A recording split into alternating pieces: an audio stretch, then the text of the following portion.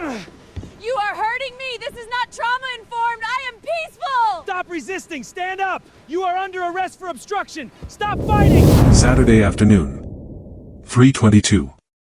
Officer Brandon Torres had been patrolling the Santa Monica beachfront for 2 hours when he spotted the woman with the small terrier walking along the pier. The pier had clear signage posted every 50 feet. No dogs allowed. The ordinance had been in place for 3 years, put there after a series of incidents involving unleashed dogs, frightened children, and one particularly aggressive German shepherd that had bitten a tourist. The rule was not arbitrary. It was posted. It was enforced. And it was about to become the center of a confrontation that would spiral into one of the most absurd arrests Torres had worked all year. The woman was in her early 30s, wearing yoga pants and oversized sunglasses, carrying a small fluffy dog that could not have weighed more than 8 pounds. She was walking casually, stopping occasionally to take photos with the dog held up against the ocean backdrop. Torres approached on foot. He identified himself. He pointed to the sign. He explained the ordinance. And the woman looked at him with the kind of bemused smile that suggested she had already decided this rule did not apply to her. She told him the dog was not walking. The dog was being carried. Therefore, she was not violating the ordinance. Torres told her that did not matter. The ordinance prohibited dogs on the pier regardless of how they were being transported. The woman disagreed. She told Torres she had been coming to this pier for years. That she knew the rules. That carrying a dog was not the same as walking a dog. Torres told her he was going to issue her a citation. The woman told him he was wasting his time. And then she refused to provide her identification. If you have ever wanted to watch someone turn a $25 citation for a municipal ordinance into a full arrest complete with weaponized therapy language and a literal curse placed on the officer's family, subscribe right now. Hit that like button. Because this interaction is about to teach a masterclass in how entitlement and pseudo-intellectualism collide with the law and lose every single time. To understand how a simple beach ordinance violation became a physical arrest, it is essential to examine the psychological framework the woman was operating under. Her name was Jessica Brennan. She was a yoga instructor and self-described wellness advocate. She had over 15,000 followers on social media where she posted daily affirmations, guided meditations, and photos of herself in various poses with her dog, a Maltese named Luna. Jessica lived in a world where she had cultivated an identity around being mindful, centered, and above the petty conflicts of ordinary life. She spoke frequently about boundaries, energy, and the importance of staying grounded. But when Officer Torres asked her for her name and identification, every piece of that carefully constructed persona shattered. Because the thing about people who build their entire identity around being enlightened is that they often have the thinnest skin when confronted with authority. Jessica did not see Torres as an officer doing his job. She saw him as a threat to her autonomy. An aggressor. A representative of a system that did not understand people like her. And so instead of simply handing over her ID and accepting the citation, she made the decision that would define the next 40 minutes of her life. She refused. She told Torres that she needed to understand what they were talking about before she provided any personal information.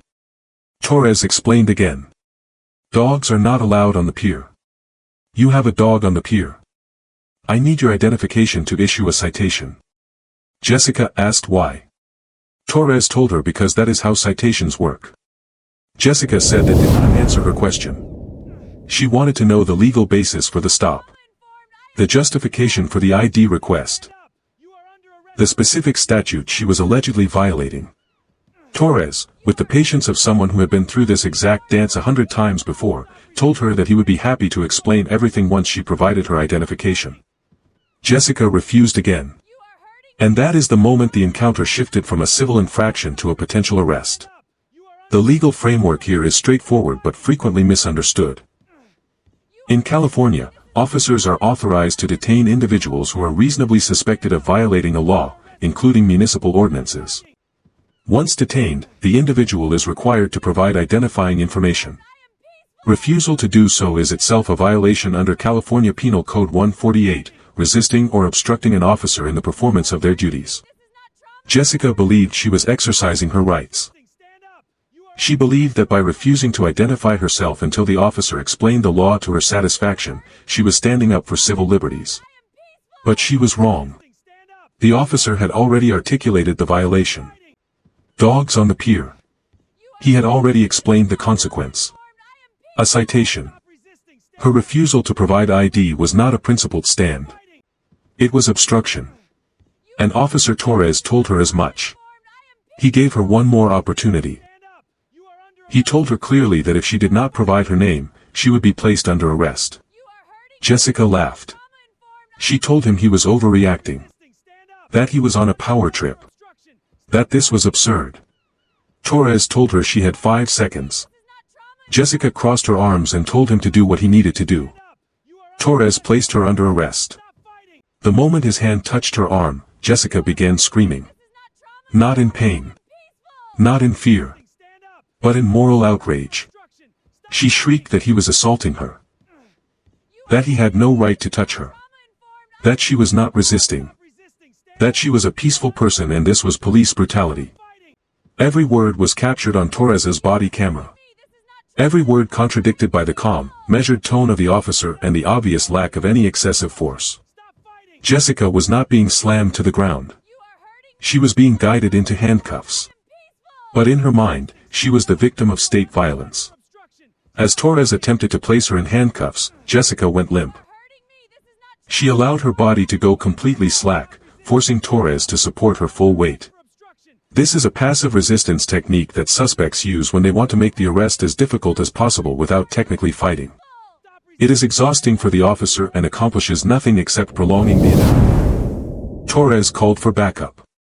A second officer, Officer Amy Delgado, arrived within 90 seconds. Between the two of them, they were able to secure Jessica's wrists behind her back and lift her to her feet. Jessica continued screaming. She told them they were hurting her. She told them she could not breathe. She told them they were not trauma-informed. This phrase, trauma-informed, is worth pausing on because it would become Jessica's primary rhetorical weapon throughout the encounter. In clinical and social work settings, being trauma-informed means understanding how past trauma affects a person's behavior and tailoring your approach accordingly. It is a valuable framework in therapy, education, and healthcare. But Jessica was not using it in that context. She was weaponizing it. She was using therapeutic language as a shield to delegitimize the officer's authority. By accusing Torres of not being trauma-informed, she was implying that his enforcement of the law was a form of emotional violence. That his refusal to accommodate her resistance was a failure of empathy. It was a rhetorical move designed to flip the script. To make the person being arrested into the victim and the person enforcing the law into the aggressor. It did not work. Officer Torres was not there to provide therapy. He was there to enforce a municipal ordinance. And Jessica's insistence on framing the interaction through the lens of wellness culture did not change the legal reality she was facing. Once Jessica was in handcuffs, Torres asked her what she wanted to do with the dog. Luna, the small Maltese, was still sitting on the ground where Jessica had placed her during the initial confrontation. The dog was calm, unbothered by the chaos, and wearing a pink harness with a leash attached. Jessica told Torres she wanted to give the dog to her boyfriend who was nearby. Torres asked where the boyfriend was. Jessica pointed vaguely down the pier. Torres radioed Delgado to locate the boyfriend. Delgado walked approximately 50 yards and found a man sitting on a bench scrolling through his phone. She asked if he was with Jessica. The man looked up, confused, and said yes. Delgado told him Jessica had been arrested and that he needed to take custody of the dog. The boyfriend, whose name was Marcus, stood up slowly and stared at Delgado as though she had just spoken in a foreign language. He asked why Jessica had been arrested. Delgado told him she had refused to provide identification during a lawful stop. Marcus shook his head. He muttered something under his breath about this being ridiculous. But he walked over, picked up Luna, and asked if Jessica was okay. Delgado told him she was fine and that he could follow them to the patrol vehicle if he wanted to speak to her. Marcus declined. He told Delgado he did not want to be involved. He turned and walked back toward the parking lot, carrying the dog, leaving Jessica alone with the two officers. Jessica watched him leave. And for the first time since the encounter began, she went quiet. Not remorseful. Not reflective. Just quiet. The realization that her boyfriend was not going to rescue her, that he was not going to argue with the officers or demand her release, seemed to land with a weight she had not expected. She had been performing for an audience. And the audience had just walked away. Torres and Delgado escorted Jessica to the patrol vehicle. She was placed in the back seat. The door closed. And immediately, Jessica began kicking the partition between the back seat and the front. Torres told her to stop. Jessica ignored him. She kicked harder. Torres warned her that damaging the vehicle would result in additional charges. Jessica screamed that she did not care. She told him he was a bully. That he was using his authority to hurt people. That he was emotionally unsafe. That last phrase, emotionally unsafe, is another example of therapeutic language being deployed in a completely inappropriate context. Emotional safety is a real concept. It refers to environments where people feel secure enough to express themselves without fear of judgment or harm. But a police encounter is not therapy. It is not a safe space. It is a legal procedure governed by statute and case law. Jessica's attempt to impose the standards of a therapy session onto a lawful arrest was not just ineffective. It was absurd. Torres did not respond to the accusation. He simply noted in his report that the suspect was kicking the vehicle and continued driving. Delgado, sitting in the passenger seat, turned back and told Jessica that if she stopped kicking and calmed down, the process would go much faster. Jessica told her she was being silenced. Delgado sighed and faced forward. There was no point in engaging. Jessica was operating in a reality where every boundary, every consequence, every enforcement of the law was reframed as an attack on her personhood. And nothing the officers said was going to penetrate that worldview.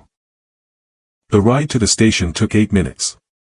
For the entire duration, Jessica alternated between kicking the partition, crying, and delivering monologues about how the system was broken, how officers like Torres were the problem, and how she was going to make sure everyone knew what had happened to her today.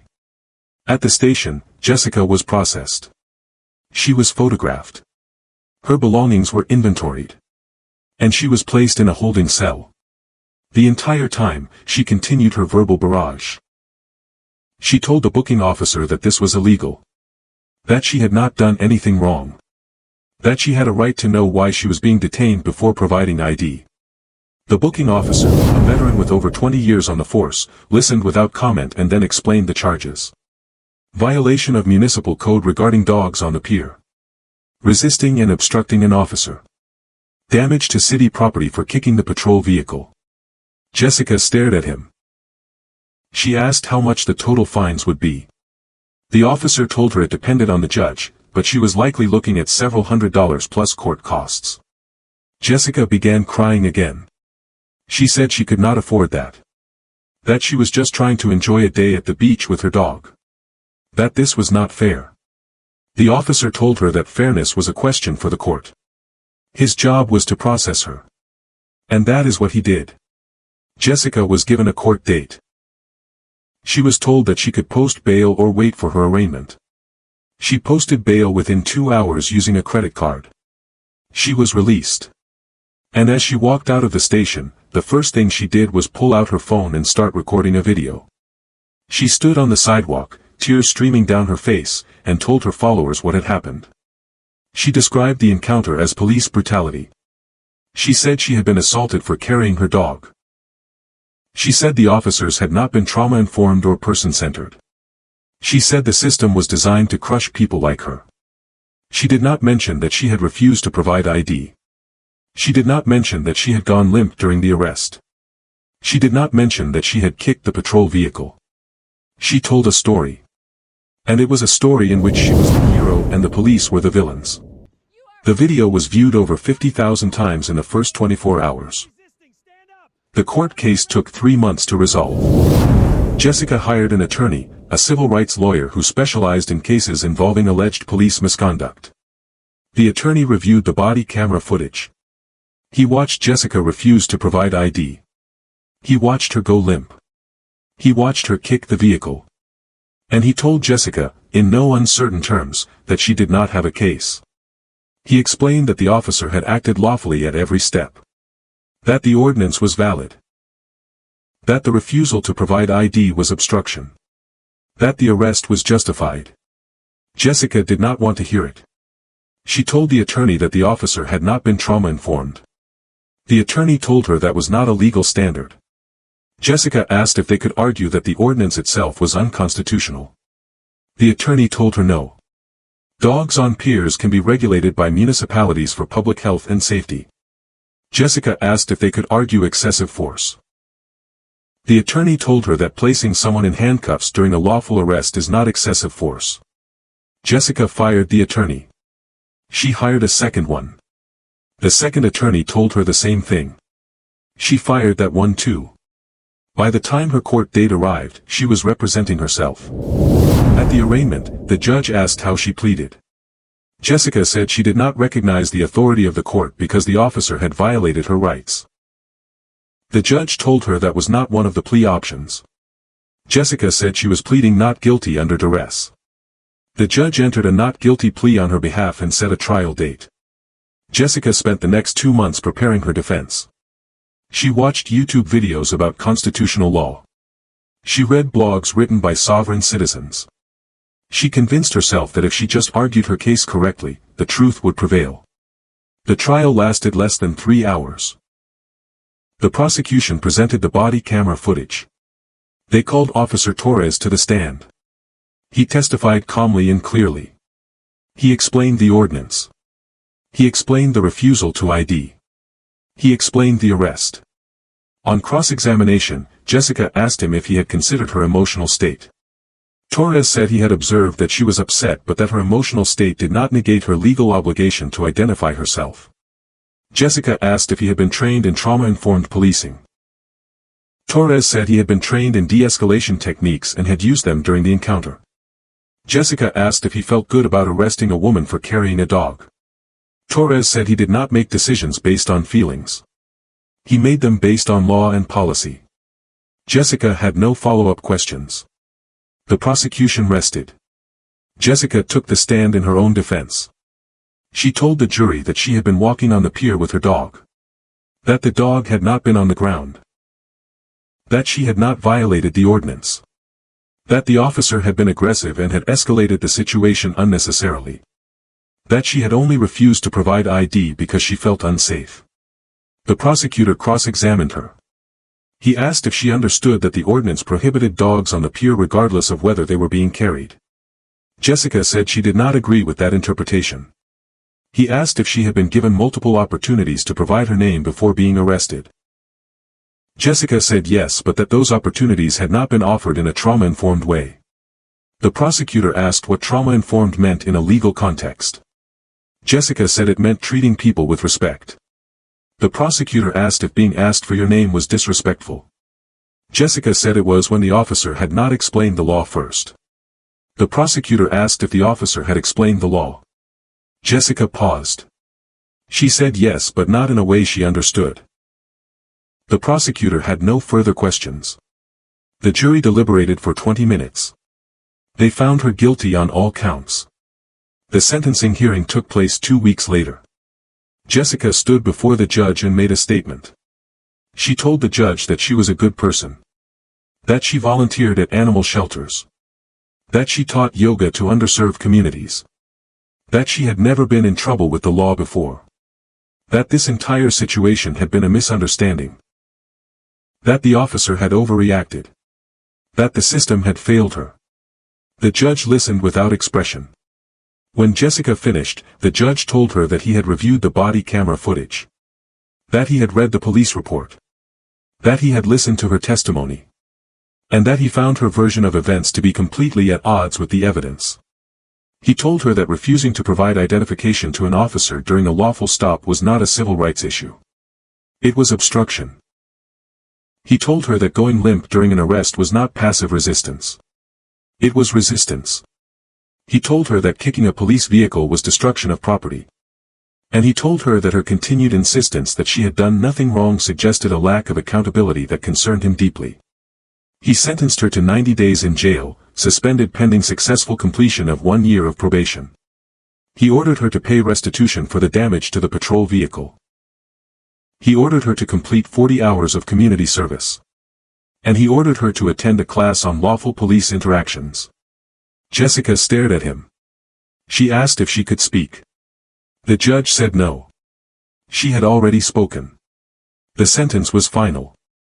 Jessica was escorted out of the courtroom. She sat on a bench in the hallway and cried. Not because she understood what she had done wrong, but because she could not believe the world had treated her this way. Jessica's probation officer was a woman named Linda Cortez who had been working in the system for 15 years. Linda had seen every type of probationer. The remorseful ones who wanted to change. The angry ones who blamed everyone but themselves. And the delusional ones who genuinely could not see how their actions had led to their consequences. Jessica fell firmly into the third category. At their first meeting, Linda explained the terms of probation. Monthly check-ins. Proof of community service hours. Completion of the court-ordered class. No new violations. Jessica nodded but did not seem to be listening. She asked Linda if she thought the sentence was fair.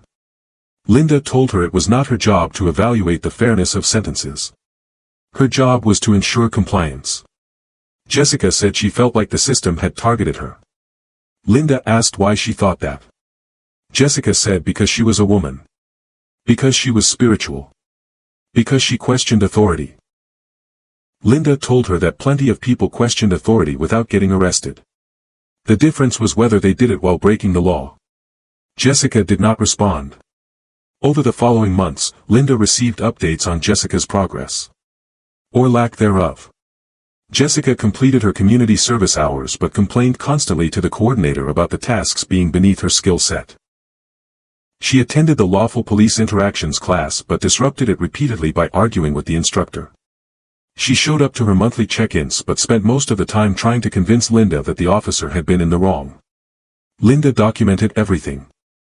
She noted Jessica's lack of insight. Her refusal to take responsibility. Her continued belief that she was a victim. And she warned Jessica that if she violated probation in any way, she would be recommending jail time. 6 months into her probation, Jessica violated. She was stopped for a minor traffic infraction, failing to signal a lane change. The officer asked for her license and registration. Jessica, apparently having learned nothing from her previous arrest, refused to provide them until the officer explained the legal basis for the stop. The officer, who had no idea about her history, gave her the same warnings Torres had given. Provide ID or be arrested. Jessica chose arrest. She was taken into custody. Her probation officer was notified. And Jessica found herself back in front of the same judge who had sentenced her 6 months earlier. The judge read the violation report. He looked at Jessica and asked if she had anything to say. Jessica said the officer had been targeting her because of her previous case. The judge asked if she had any evidence of that. Jessica said no, but she felt it was true. The judge told her that feelings were not evidence. He told her that she had been given a chance. That she had been sentenced to probation instead of jail. That the entire purpose of the class she had taken was to teach her how to interact with law enforcement without escalating situations. And that she had apparently learned nothing. He revoked her probation. He sentenced her to serve the 90 days that had been suspended. Jessica was remanded into custody immediately. She served 60 days before being released early for good behavior. When she walked out of the county jail, she was a different person. Not enlightened. Not reformed. Just quieter. Harder. More convinced than ever that the world was against her. She stopped posting on social media. She stopped teaching yoga. She moved in with her mother. And she spent her days replaying the encounters in her mind, searching for the moment where everything went wrong, never quite able to see that the moment was when she decided the rules did not apply to her. The psychological autopsy of Jessica's case reveals several layers of cognitive distortion that are worth examining because they appear frequently in encounters like this. The first is what psychologists call illusory superiority. Jessica genuinely believed she was smarter, more aware, and more enlightened than the average person. She had read books on mindfulness. She practiced yoga.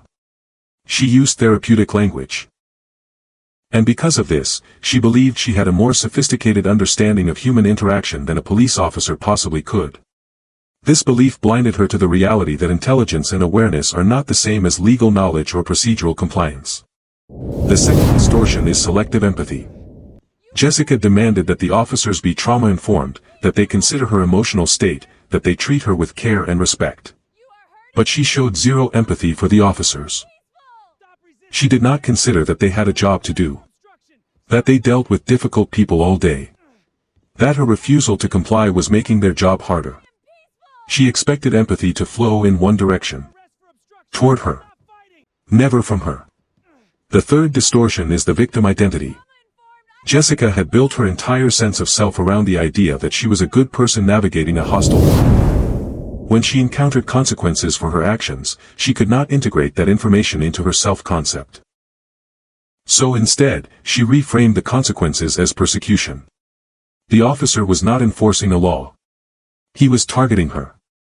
The judge was not sentencing her based on evidence. He was punishing her for questioning authority. The system was not holding her accountable.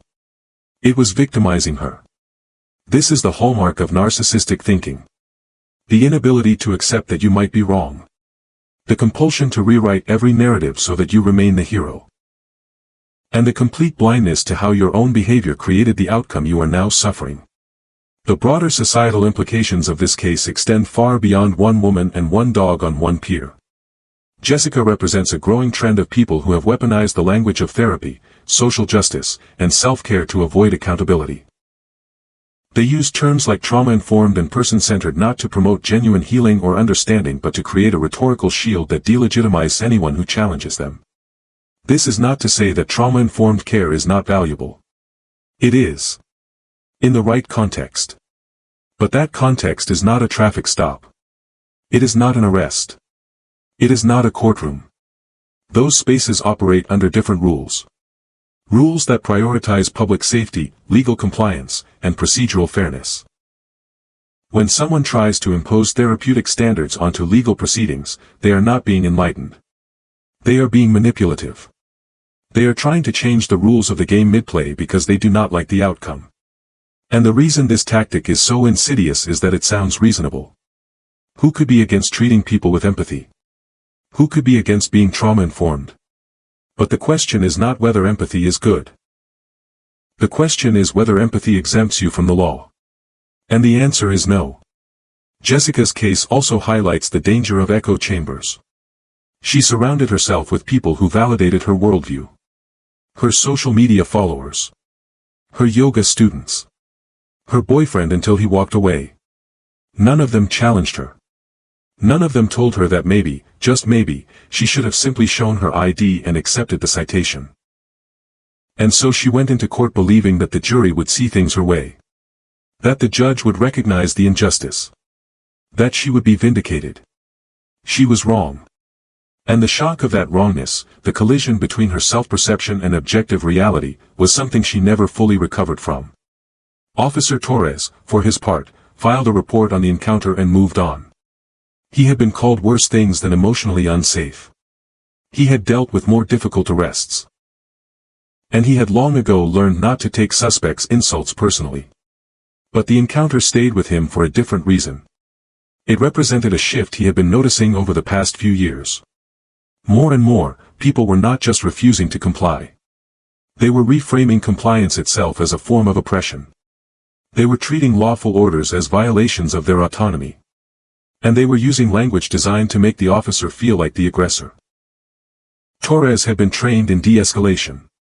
He had been trained to be respectful, to explain his actions, to give people opportunities to comply voluntarily. And he had done all of that with Jessica. But it had not mattered. Because Jessica was not interested in de-escalation. She was interested in winning. And when she could not win, she reframed the entire encounter so that losing became a moral victory. Torres talked about the case with his sergeant during a shift debrief. The sergeant told him he had handled it perfectly. That the body camera footage was textbook. That there was nothing he could have done differently that would have changed the outcome. Torres agreed. But he also wondered how many more Jessicas were out there. How many people had convinced themselves that the law was optional if you used the right words. How many encounters would spiral into arrests not because of violence or danger but because of sheer stubborn entitlement? He did not have an answer. He just knew that the job was getting harder in ways that had nothing to do with physical risk and everything to do with navigating a culture that had decided accountability was a form of violence. Jessica's story did not end with her release from jail. She returned to her mother's house. She tried to rebuild her life. But she found that the world had moved on without her. Her social media following had dwindled. Her yoga students had found new instructors. Her boyfriend had started dating someone else. She was alone in a way she had never been before.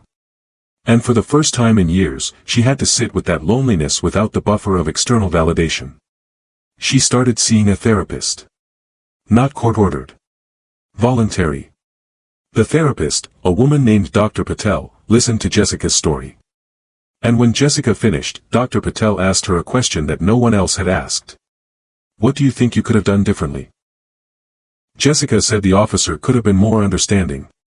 Dr. Patel said she was not asking about the officer. She was asking about Jessica. Jessica paused. She said she could have given her name. Dr. Patel asked why she had not. Jessica said because she felt disrespected. Dr. Patel asked if feeling disrespected meant she did not have to follow the law. Jessica did not answer. Over the following months, Dr. Patel worked with Jessica on something that no one had ever challenged her on before. The difference between feelings and facts. The difference between being hurt and being harmed. The difference between standing up for yourself and sabotaging yourself. It was slow. It was painful. And Jessica resisted every step of the way. But gradually, something shifted. Not a sudden epiphany. Not a dramatic transformation. Just a quiet, grudging acknowledgement that maybe, just maybe, she had been wrong.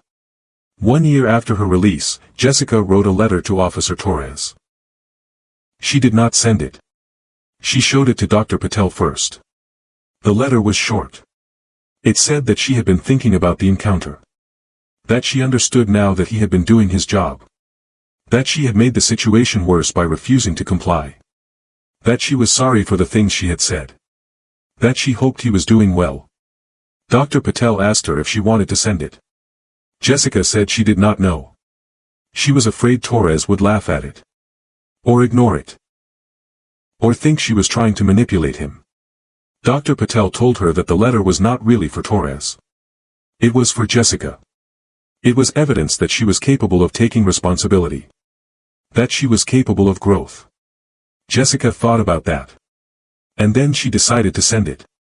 She mailed it to the police department with Officer Torres's name on it. She did not expect a response. And she did not get one. But the act of writing it, of acknowledging what she had done, was its own kind of closure. She started teaching yoga again. Small classes. Private clients. She was careful not to build her identity around it the way she had before. She started posting on social media again but without the performative spirituality.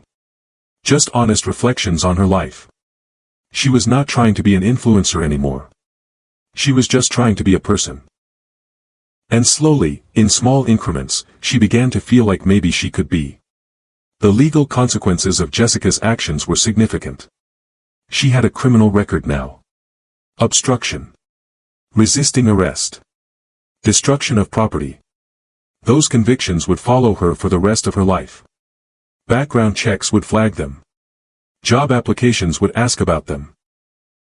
And every time, she would have to explain that she had been arrested for refusing to give her name during a stop for having a dog on a pier.